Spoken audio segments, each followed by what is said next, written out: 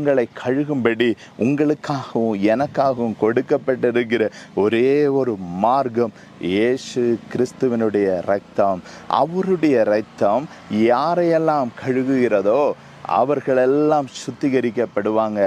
எப்பேற்பட்ட பாவ வாழ்க்கைக்குள்ளாக நீங்கள் வாழ்ந்து கொண்டிருந்தாலும், எப்பேற்பட்ட அக்கிரம செயல்களுக்குள்ளாக நீங்கள் வாழ்ந்து கொண்டிருந்தாலும், எப்பேற்பட்ட பாவம் புரண்டதான நிலைமைகளுக்குள்ளாக நீங்கள் இருந்தாலும், உங்களுடைய பாவங்களை இயேசு கிறிஸ்துவனுடைய இரத்தம் கழுகினால் போதும், நீங்கள் சுத்தமாவீங்க.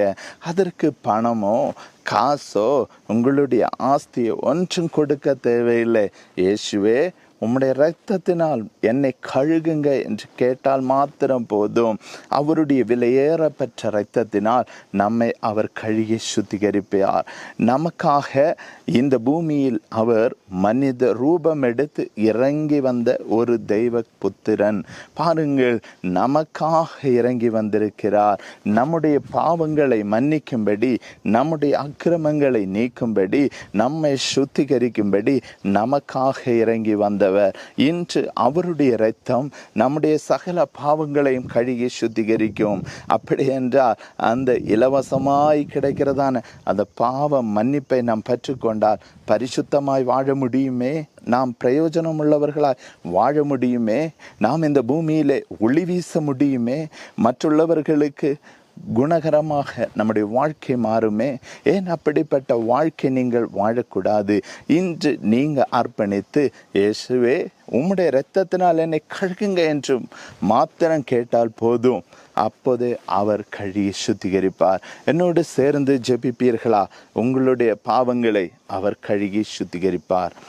பரிசுத்தமுள்ள நல்ல கர்த்தாவே, இந்த வேலைக்காக ஸ்தோத்திரம்.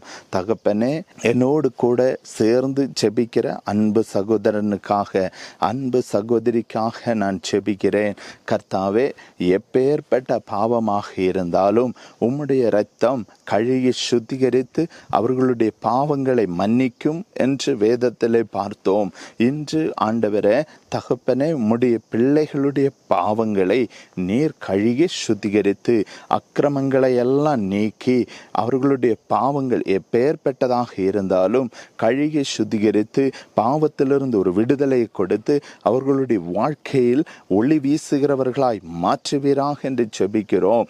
இதுவரை ஒருவேளை பிரயோஜனமற்றவர்களாய் இருந்தாலும் இன்றும் உடைய இரத்தம் அவர்களுடைய பாவங்களை மன்னித்து கழுகி சுத்திகரித்து இன்று முதல் பிரயோஜனம் உள்ளவர்களாய் மற்றுள்ளவர்களுக்கு ஒளி வீசுகிறவர்களாய் மாற்றி அருளும் என்று ஜெபிக்கிறோம்.